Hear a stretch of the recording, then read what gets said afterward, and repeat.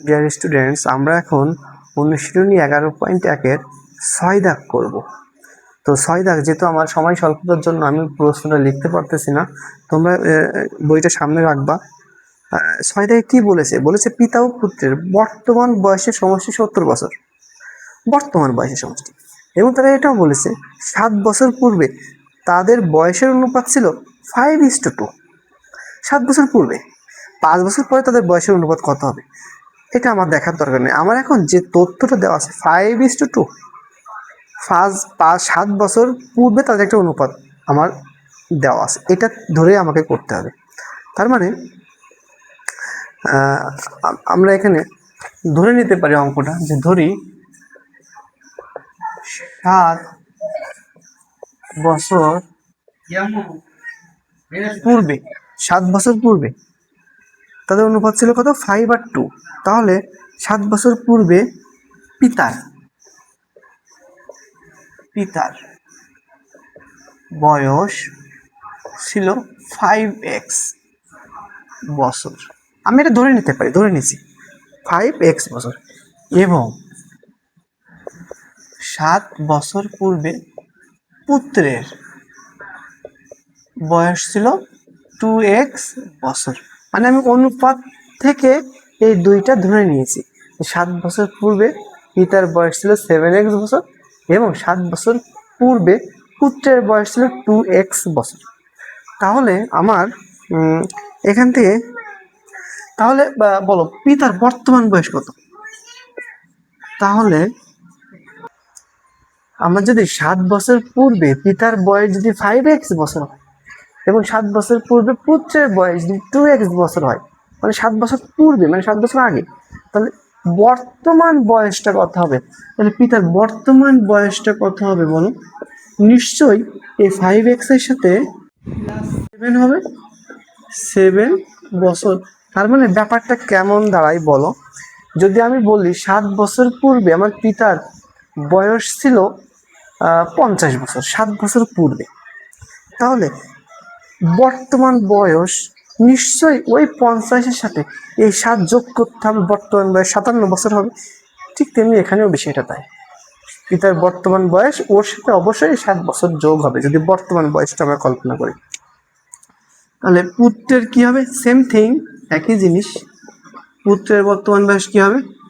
2x plus 7 বছর, একই জিনিস। এখন তোমাকে দেখো বলেই দিয়েছে শর্ত মতে, প্রশ্ন মতে পিতা ও পুত্রের বর্তমান বয়সের সমষ্টি কত বছর বলে দিয়েছে? 70 বছর, 70 বছর বলেছে। তাহলে পিতার বর্তমান বয়স কত? 5x plus 7। আর পুত্রের বর্তমান বয়স কত? 2x plus 7। এই দুইজনের বয়সের সমষ্টি মানে যোগফল, যোগফল কত বলে দিয়েছে? 70 বছর। কত বছর? 70 বছর। তাহলে আমি এখানে কি করব? ব্র্যাকেটটা উঠাই দেব। 5x প্লাস 7, 2x প্লাস 7 সমান 70। 5 আর 2 7x প্লাস 14 সমান 70। 7x সমান 70 মাইনাস 14, অর্থাৎ x সমান 70 মাইনাস 14 কত হয়? 4 10 6, 1 2 10 7 5 56 7, অর্থাৎ x সমান 8 বছর।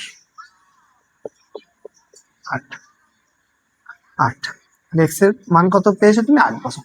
তাহলে বলো পিতার বর্তমান বয়স কত? পিতার বর্তমান বয়স কত হবে? 5x plus 7। তাহলে 5 ইন্টু x এর জায়গায় আমি 8 বসাবো প্লাস 7 বছর। তাহলে কত? 5 আর 40 আর 7 47 বছর। কিন্তু তোমাকে দেখো বলেই দিছে 5 বছর পরে পিতা পুত্রের বয়সের অনুপাত। তাহলে আমার পিতার বর্তমান বয়স যদি এটা হয়, তাহলে 5 বছর পর পিতার বয়স হবে কত?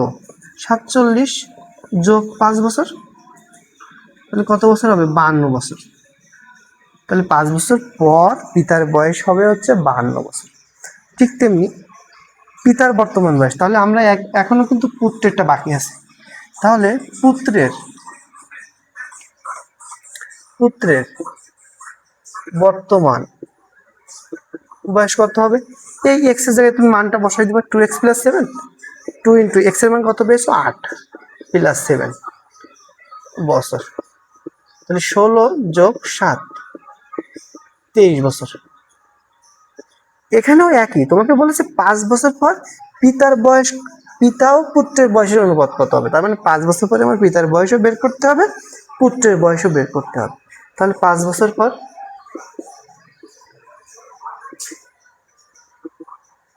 পুত্রের বয়স হবে এই 23-এর সাথে যোগ 5 সমান কত? 28 বছর। তাহলে 5 বছরের অনুপাত, তাহলে আমি 5 বছর পরে পিতা ও পুত্রের বয়সের অনুপাত কত হবে? পিতা কত ছিল? 52, পুত্র কত? 28। একে যদি তুমি 4 দিয়ে ভাগ করো তাহলে 4